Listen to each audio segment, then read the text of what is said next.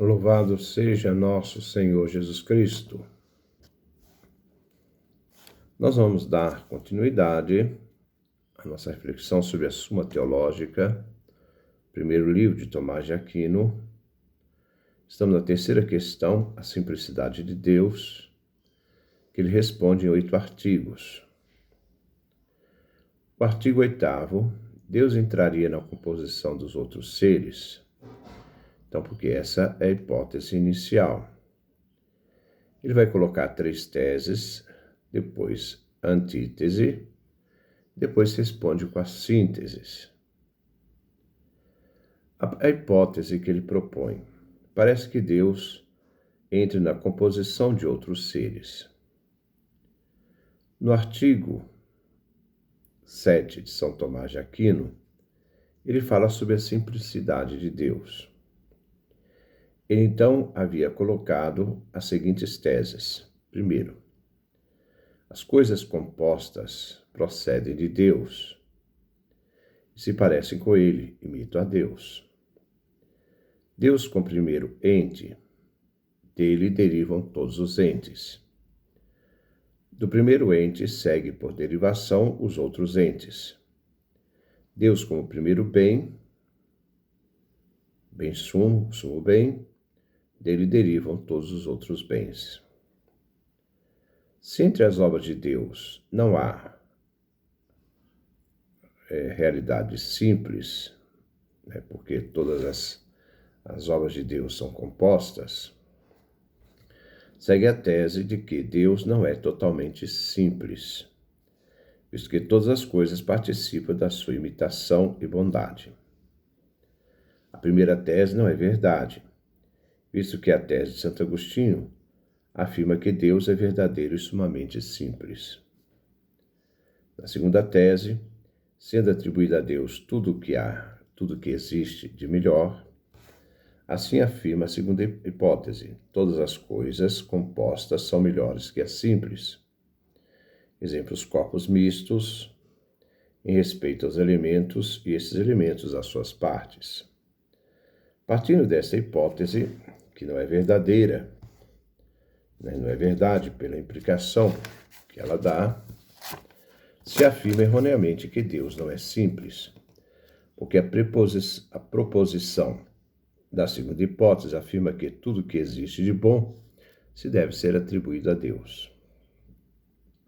A síntese do autor nos mostra que Deus não é composto, mas totalmente simples.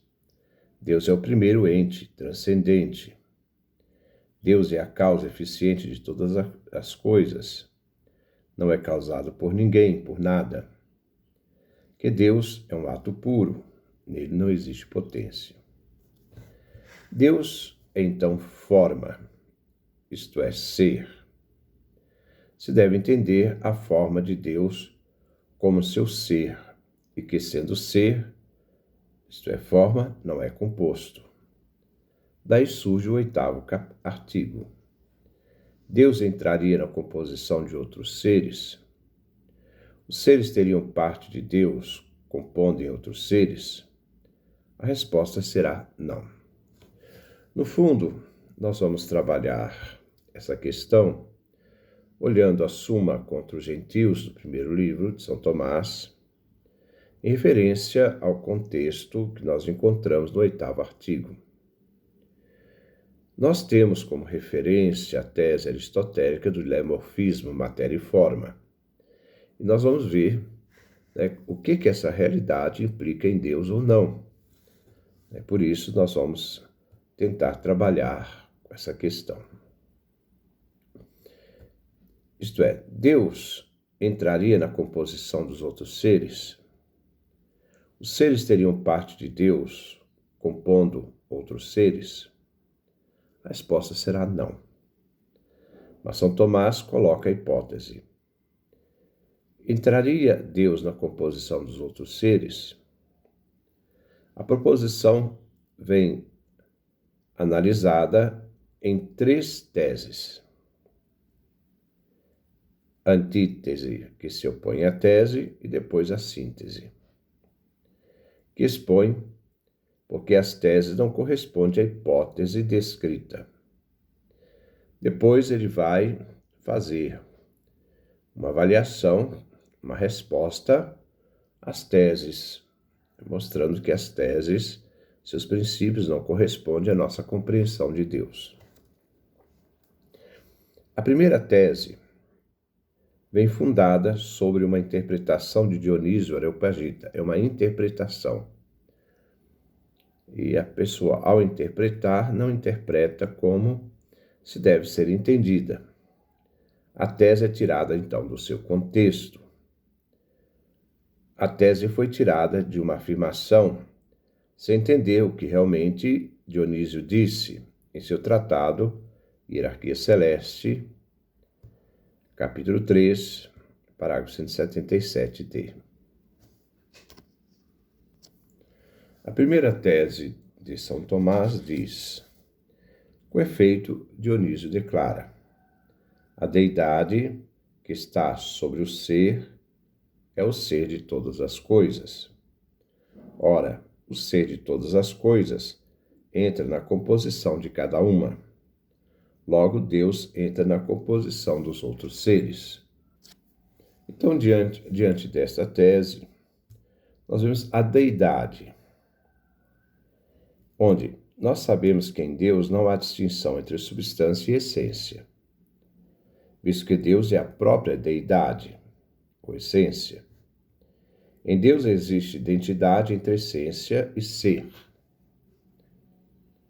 A segunda tese tem como argumento o argumento tirado de Santo Agostinho em seus sermões, onde Agostinho afirma que o Verbo de Deus, que é Deus, é uma forma não formada. Vejamos então esta segunda tese de São Tomás. Além disso, Deus é uma forma, pois Agostinho escreve que o Verbo de Deus, que é Deus, é uma forma não formada. Ora, uma forma é uma parte de um composto. Logo, Deus faz parte de algum composto. Assim, a indução desta tese levava a afirmar que a forma é uma parte de um composto. Mas isto vale para as criaturas, mas não para Deus. Então, a afirmação Deus faz parte de algum composto não é verdade, visto que afirmamos que, quando Deus é forma, referimos no ser de Deus, a forma de Deus. Afirmamos que deve ser visto como seu ser. A forma de Deus é seu próprio ser, o ser de Deus. E o ser de Deus é simples, não é composto. A terceira tese, usada por São Tomás, nos diz que assim as coisas que existem e não diferem em nada, são idênticas. Vejamos o que afirma Santo Tomás. Ademais, coisas que existem e em nada diferem são idênticas. Ora, Deus e a matéria primeira existem e em nada diferem. Logo, são idênticos. Mas a matéria primeira entra na composição das coisas. Logo, Deus também. Prova do termo médio. Todas as coisas que diferem entre si, diferem por algumas diferenças, e assim é necessário que sejam compostas.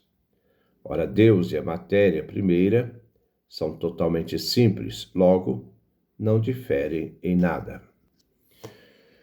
Diante desta tese, segue o raciocínio que Deus e a matéria primeira existem. Então, em nada diferem, concluindo que são idênticas. Se a matéria primeira entra na composição das coisas, implica que Deus também. Assim, se todas as coisas que existem diferem entre si, diferem por algumas diferenças. Isto implica que são compostas. Deus e a matéria primeira, sendo totalmente simples, implica que Deus e matéria primeira não diferem em nada. Para entender este argumento, podemos recorrer à Suma contra os Gentios, livro 1, capítulo 17, onde São Tomás afirma que em Deus não há matéria. Então, nós vamos ver o aspecto primeiro da matéria no dia de hoje, depois nós vamos ver a questão da forma. Assim afirma São Tomás que em Deus não existe matéria, pois o que é matéria existe em potência.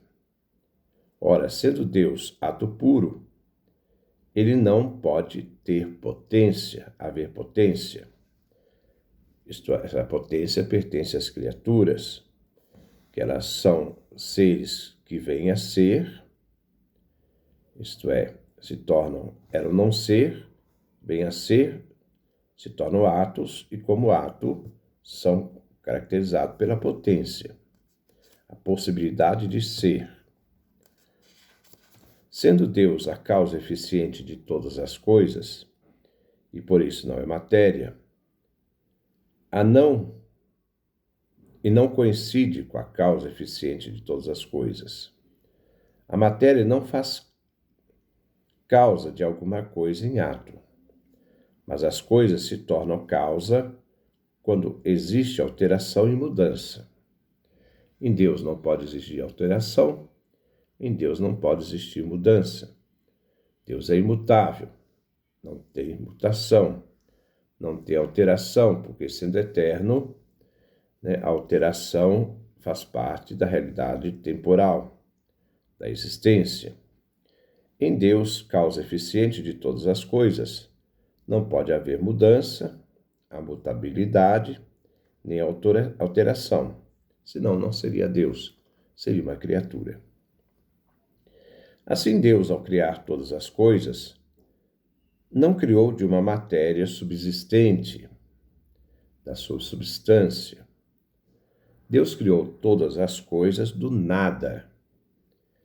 E nem pode, então, afirmar que Deus é idêntico à matéria-prima, visto que essa matéria foi criada do nada. Então, se ela foi criada do nada, ela não é eterno, ela não entra na categoria do tempo. A diferença radical existe que, em Deus, ele é ato puro, e a matéria-prima é potência pura. Em Deus não pode existir potência sendo ato puro. Isso não pode existir em Deus. Pois em Deus não existe potência. Nem tampouco Deus não é o ser formal de todas as coisas. Então, se não é matéria, ele também não é forma. E na Suma contra os Gentios, no capítulo 26, afirma que o ser formal, que Deus não é o ser formal de todas as coisas. Isto é, visto que o ser formal se divide, em Deus não há divisão, há uma unidade. Então, se divide entre substancial e acidental. Em Deus não tem acidentes. O ser divino não é substancial nem acidental, pois em Deus não há acidentes, como já vimos. Então, Deus não pode, por conclusão, afirmar que ele seja o ser pelo qual cada coisa é formalmente. Não existe distinção entre as coisas, enquanto as coisas têm o ser. Então, se existem diferenças de umas coisas com as outras, então seria necessário. Vamos ver, o que seria necessário? Primeiro, o ser seja especificado por diferenças que lhe foram acrescentadas. E em Deus, seu ser, nada tem de acréscimo. O acréscimo é uma realidade das criaturas, uma realidade que foi dada aos outros seres, não a Deus, a fim de que, nas coisas diversas, exista um ser diverso. Segundo, ou que as coisas se diferenciam devido ao fato que o próprio ser venha a convir a naturezas especificamente diversas, mas isso não convém a Deus, mas sim às criaturas. A primeira afirmação é impossível, visto que nada se acrescenta ao ente, ao ser, visto que o ser é coisa existente, aquilo que existe. O existir é um ato, mas, sendo a existência mesma do ser, o existir se torna a totalidade do ser, que se encontra realizada e se torna o ato puro, isto é, Deus. Então, essa noção primeira não se aplica a Deus. Deus subsiste por si mesmo. Ele não é provocado por nenhuma substância. Ele é a substância em si, ele subsiste por si mesmo. Enquanto as coisas subsistem por criação e foram criadas do nada. Se lhes é dado a existência, eles não existiam, passam a existir. Do não ser, eles passam a ser. A segunda afirmação, nós devemos então dizer: o ser divino não sobrevém a outra natureza, mas o ser divino é a mesma natureza. Deus é a mesma natureza de si mesmo. Então, se o ser divino fosse o ser formal de todas as coisas, então se tornaria necessário que todas as coisas fossem simplesmente uma coisa só, em Deus. Mas não é possível que assim seja. Então, São Tomás continuava então afirmando que Deus não é o ser formal de todas as coisas. Ele continua: o princípio é naturalmente anterior àquilo de que é princípio. E anterior, que é transcendente às criaturas, aquilo que é criado. Então, constata-se que o ser em algumas coisas existem nelas algo de quase princípio. Daí se afirma que a forma é o princípio do existir. E assim igualmente o agente faz uma coisa existir em ato.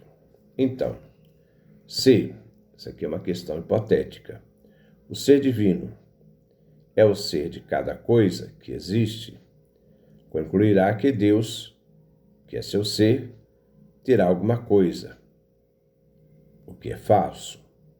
Então, ele não seria Deus, porque ele não seria necessariamente por si. Segue-se, então, que o que é comum a muitas coisas não é algo extrínseco externo a elas, a não ser unicamente pela razão.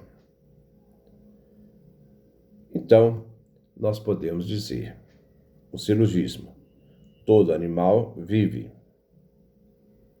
Sócrates vive. Logo, Sócrates é um animal, um ser vivente. Mas o que difere Sócrates dos animais? Os animais são seres irracionais. Sócrates é um ser racional, é um ser de razão. O animal não é algo distinto de Sócrates, porque todos participam de ser vivente. De Platão, nem mesmo dos demais animais. Platão também é um ser vivente. Todos participam da alma. Mas Sócrates e Platão são distintos dos outros animais pelo intelecto. São seres racionais, animais racionais. Este intelecto, o qual aprende a forma animal, despojada de tudo, é o que individualiza e especifica, dando característica o que é Sócrates, o que é Platão. Assim, o homem com efeito é aquilo que verdadeiramente é animal, tem alma, visto que haveria em Sócrates e em Platão muitos animais, o próprio animal comum e o homem comum, mesmo Platão. Portanto, o próprio ser comum, alma, é algo distinto de todas as coisas existentes, a não ser no intelecto. Então, Se Deus é o ser comum, Deus não seria alguma coisa, a não ser que está somente no intelecto. Mas o que foi demonstrado, o fundamento, que Deus não é a causa formal de todas as coisas e nem mesmo o ser comum de todas as coisas. Então depois nós vamos continuar esse raciocínio, dando continuidade a essa questão de Deus ser o ser formal ou não de todas as coisas. Como entender isto? Então, no próximo encontro, nós vamos dar continuidade. Que Deus nos dê a sua graça e que possamos ser fiéis ao seu caminho.